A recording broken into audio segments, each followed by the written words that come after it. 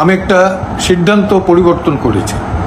সেটা হলো যে সম্প্রতি আপনারা জানেন যে আইসিটিতে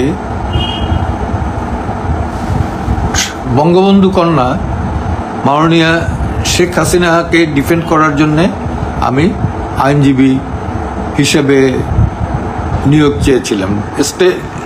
প্রথমে বলেছিলাম যে তাকে ডিফেন্ড করব, তো আদালত বলল যে আপনি তো পারেন না, বিকজ শি ইজ ফিউজিটিভ।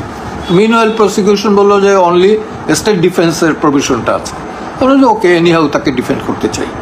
কিন্তু এখন যেটা দেখলাম যে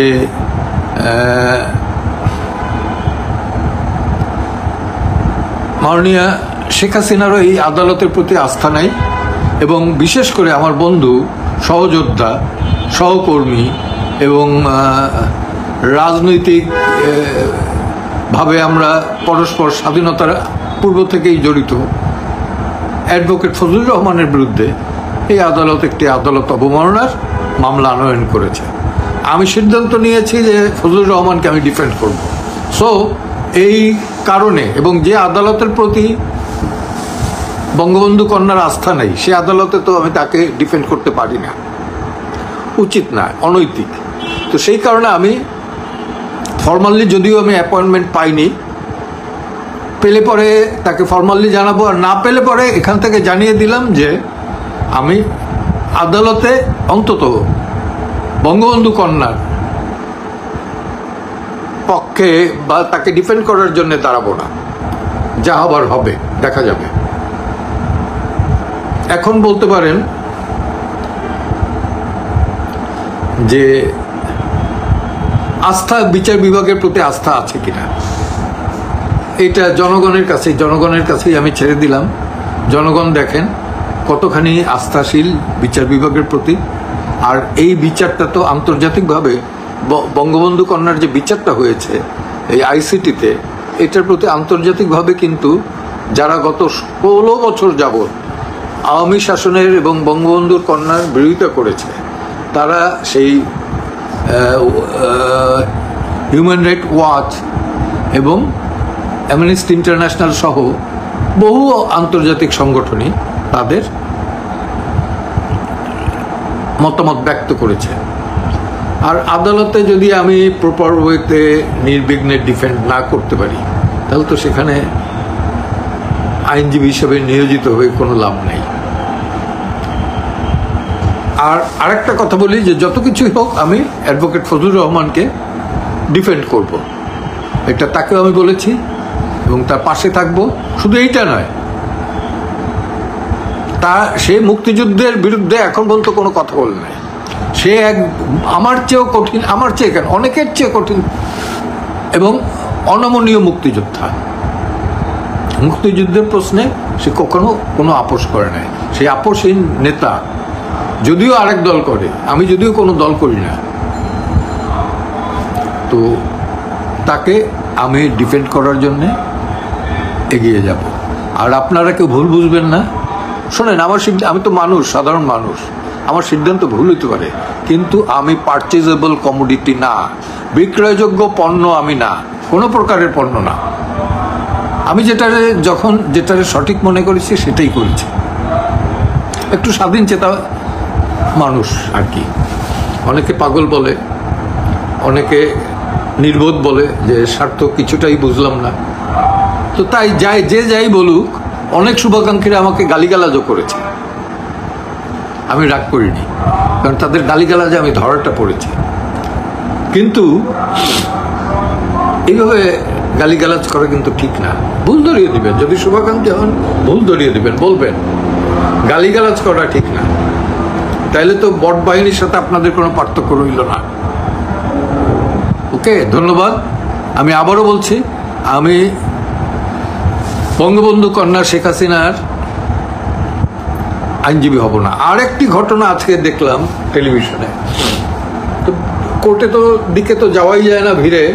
সেটা হলো যে আবেদন করা হয় নাই, রাজুক তাদেরকে জমি দিছে, সেটার জন্যে 3-7-21 বছর আর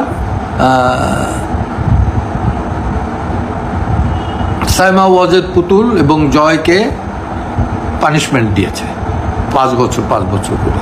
যে আবেদনই করে নাই তাদেরকে কিভাবে আপনি সাজা দেন, কিভাবে? আমি বুঝি না এইগুলো। আমি যেহেতু দুদকের মামলা, চেষ্টা করব আপিল করার, অর্থাৎ আমাকে যদি অনুমতি নাও দেওয়া হয়, যে করবে তার সাথে থাকবো,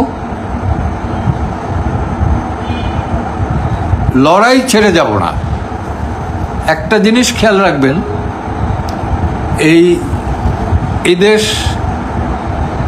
পাকিস্তানিদের হাতে যাবে না, এই দেশ মৌলবাদীদের হাতে যাবে না, এই দেশ স্বাধীনতা বিরোধীদের হাতে থাকবে না। জয় বাংলা, জয় বঙ্গবন্ধু। কৌশলী ভারত, এই প্রসঙ্গটা নিয়ে কথা বলবো। কি প্রসঙ্গে কৌশলী? বিশেষ করে সাম্প্রতিক সময়ে আলাপ আলোচনায় যেটি সবচেয়ে বেশি আলোচিত হচ্ছে যে শেখ হাসিনার প্রত্যর্পণ।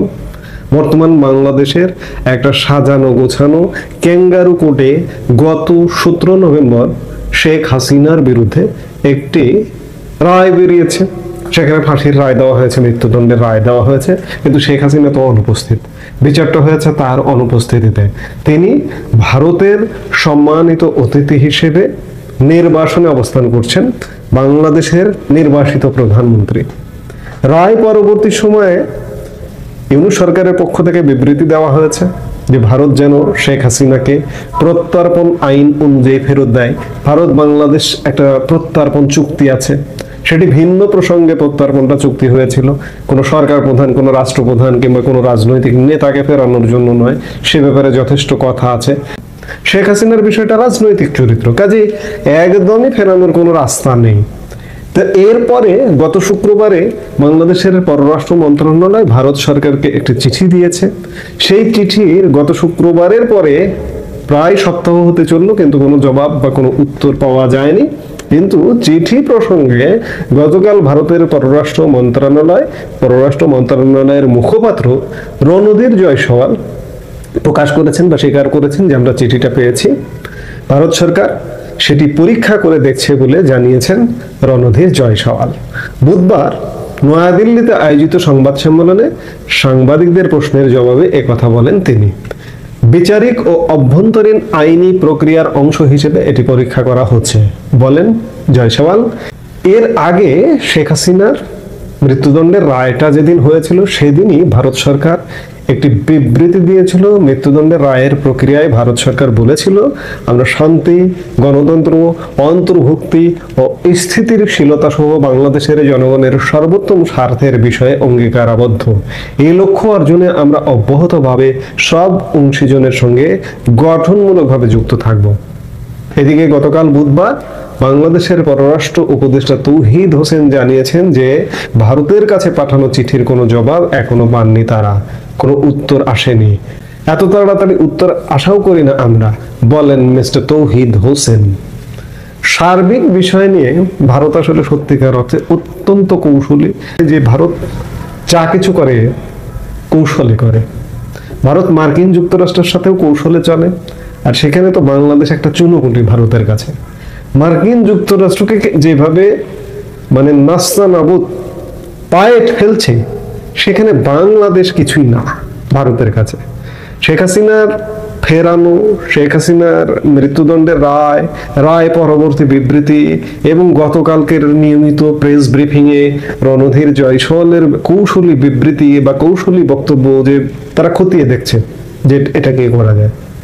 এর আগেও গত ডিসেম্বরে বাংলাদেশের পররাষ্ট্র মন্ত্রণালয় ভারতকে শেখ হাসিনাকে ফিরিয়ে আনার চিঠি দিয়েছিল। আপনারা জানেন, এগুলো বারবার আলাপ করছি, রিপিট আলাপ করছি। সেই চিঠির কিন্তু আজও কোনো জবাব দেয়নি ভারত, এবং সেই চিঠি নিয়ে প্রশ্ন তুলেছিল রীতিমতো। আজকে প্রশ্ন তোলেনি, কিন্তু অত্যন্ত কৌশলী অবস্থান করছে ভারত। শেখ হাসিনাকে ফেরানো তো অসম্ভব, কিন্তু কৌশলটা শ্রেষ্ঠত্বের দাবি রাখে নিঃসন্দেহে। আমরা দেখতে থাকি নাটকীয়তা চলছে। ইউনূস সরকার যতই হম্বিতম্বি করুক না কেন, কোনো লাভ হবে না। এই নাটকের শেষ কোথায়? এবং সত্যিকার অর্থে শেখ হাসিনাকে তো ফেরাতে পারবেই না, শেখ হাসিনার দলকেও চূড়ান্ত বিচারে বাদ দিতে পারবে না। বৈশ্বিক চাপ, তীব্রভাবে চাপ আসা শুরু হয়ে গেছে ইউনূসের প্রতি, যে আওয়ামী লীগ আগামী সাধারণ নির্বাচন যেটি হবে সেই নির্বাচনে আওয়ামী লীগ যেন অংশগ্রহণ করতে পারে, এই চাপগুলো আসছে। এবং নেপথ্যে থেকে সত্যিকার অর্থে ভারতও খুব গুরুত্বপূর্ণ ভূমিকা পালন করছে বলে মনে করা হচ্ছে। এখন আমরা আসলে দেখতে থাকি, এই মুহূর্তে সত্যিকার অর্থে বাংলাদেশের রাজনীতির গতি প্রকৃতির কোনো অগ্রগতির খবর নেই, এক জায়গায় ফ্রিজ হয়ে আছে।